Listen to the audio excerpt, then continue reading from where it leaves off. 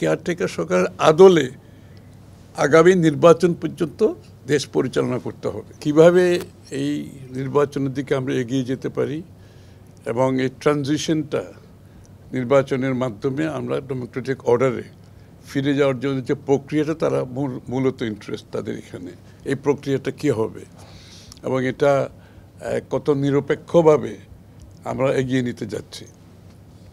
তো এই প্রেক্ষাপটে অনেক আলোচনা হয়েছে। তার মধ্যে একটা আলোচনা হয়েছে, দীর্ঘ আলোচনা, সেটা ছিল এটা একটা ইন্টারিম গভর্নমেন্ট, তাহলে নির্বাচনের সময় যে আমাদের কেয়ারটেকার গভর্নমেন্টের তত্ত্বাবধায়ক সরকারের যে কনসেপ্টটা সকলের মধ্যে যে এটা ঐক্যমতের মাধ্যমে প্রতিষ্ঠিত হয়েছিল, তো সেইটা জনগণের কাছে অ্যাকসেপ্টেড একটা ফর্মুলা, যেটার মাধ্যমে বাংলাদেশের জনগণ মনে করে একটি নিরপেক্ষ গ্রহণযোগ্য নির্বাচন হতে পারে।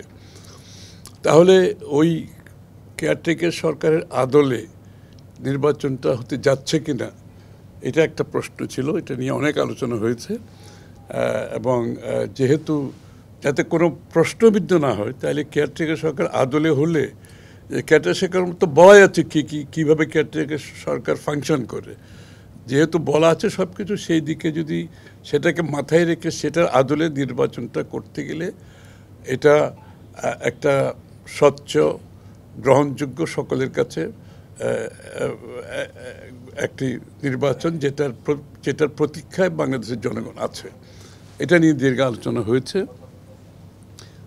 কমনওয়েলথের অবজারভার পাঠানোর ব্যাপারে আলাপ হয়েছে, তারা অবজারভার পাঠাবে নির্বাচনে, অবজারভার পাঠানোর সিদ্ধান্ত নিয়েছে এবং ক্যাপাসিটি বিল্ডিংয়ের মাধ্যমে আমাদের নির্বাচনী প্রক্রিয়া এবং নির্বাচনোত্তর যে গণতান্ত্রিক উত্তরণে প্রাতিষ্ঠানিক রূপ দেওয়ার ব্যাপারে যে ক্যাপাসিটি বিল্ডিং, সেখানে কমনওয়েলথের চিন্তা ভাবনা নিয়ে আমরা আলোচনা করেছি। না, ওরা বলেছে ট্রানজিশনটা কত গ্রহণযোগ্য, কিভাবে, এটা তো সবার একটা ধারণা যে নির্বাচনটা সঠিকভাবে হচ্ছে কি না, এটার একটা স্বচ্ছতা থাকতে হবে। তো এখানে ল অ্যান্ড অর্ডারের বিষয় আছে, নির্বাচন প্রক্রিয়াটা যে স্বচ্ছতা আছে কি না, এটা নিয়ে যাতে কোনো প্রশ্ন উঠে কি না, এটা তো সকলের মনে এই প্রশ্নটা জেগেছে। এটার উপর স্বাভাবিকভাবে তত্ত্বাবধায়ক সরকারের বিষয়টা এসেছে এবং আলোচিত হয়েছে। আরেকটা হচ্ছে যে আমাদের কি বলে চার্টার, আমাদের জুলাই চার্টার যে সনদের ব্যাপারে জিজ্ঞেস করা হয়েছে, এটা কিভাবে কার্যকর হবে। সবে তো আমরা যেটা বলেছি, আমরা জুলাই চার্টার তো সকলের সমর্থন আছে, তবে যেসব দলের বিভিন্ন জায়গায় আমাদের নোট অফ ডিসেন্ট আছে, দ্বিমত আছে, সেগুলো এখানে তাদের ওয়েবসাইটে থাকবে এবং জনগণ জানবে। এবং যারাই ম্যান্ডেট নিয়ে আসবে আগামী সংসদে, তারা তাদের যেখানে যে জায়গাগুলোতে ঐক্যমত হয়েছে সেটা তো বাস্তবায়ন করবেই, আর তার বাইরে যেখানে নোট অফ ডিসেন্ট আছে, সেটা যে দল ক্ষমতায় আসবে তারা তাদের মতো করে এটা বাস্তবায়ন করবে। নির্বাচনকালীন সময়ে আইন শৃঙ্খলার ব্যাপারে আলোচনা হয়েছে এবং সেটা একটা বিষয় তারা চাচ্ছে। এবং সার্বিকভাবে নির্বাচন কমিশনের ভূমিকাটা নিয়েও আলোচনা হয়েছে, যে আমরা বলেছি নির্বাচন কমিশন অ্যাকচুয়ালি নির্বাচনের সময় নির্বাচন সংশ্লিষ্ট যত বিষয় থাকে, নির্বাচন কমিশনের বাইরে কোনো সিদ্ধান্ত হওয়ার কোনো সুযোগ নাই। এবং সেটা আবারও ওই যে কেয়ারটেকার গভর্নমেন্টের আদলে যদি হতে যায়, যেটা ডে টু ডে কাজগুলো করবে সরকার, এবং নির্বাচন কমিশনের প্রস্তুতপক্ষে তাদের নির্বাচনের সাথে সংশ্লিষ্ট যত সিদ্ধান্ত হবে সবগুলো নির্বাচন কমিশনের আওতার মধ্যে থাকতে হবে, তাদের মতামতের পরিপ্রেক্ষিতে হবে, তাদের সিদ্ধান্তের পরিপ্রেক্ষিতে হবে। এটা তো পরিষ্কার, এটা তো আমরা তত্ত্বাবধায়ক সরকারের কথা বলি নাই, তত্ত্বাবধায়ক সরকারের আদলের কথা বলা হচ্ছে এখানে।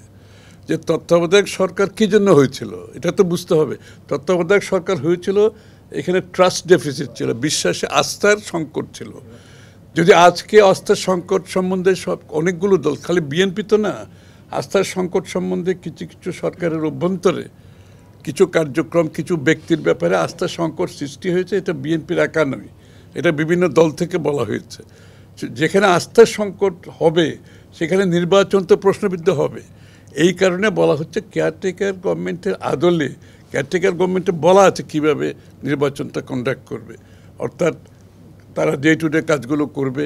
নির্বাচন কমিশনের অনুমতি ব্যতীত নির্বাচন সংশ্লিষ্ট কোনো কার্যক্রম করা যাবে না। এখানে বিশ্বাসযোগ্যতা, স্বচ্ছতার প্রশ্নগুলো উঠে আসছে। তো এই কারণে বলা হচ্ছে কেয়ারটেকার সরকারের আদলে সরকার পরিচালিত না হলে যেই আস্থার সংকট সৃষ্টি হচ্ছে বিভিন্ন দল থেকে বলা হচ্ছে, সেটা আরও আগামী দিনে আরও খারাপের দিকে যেতে পারে।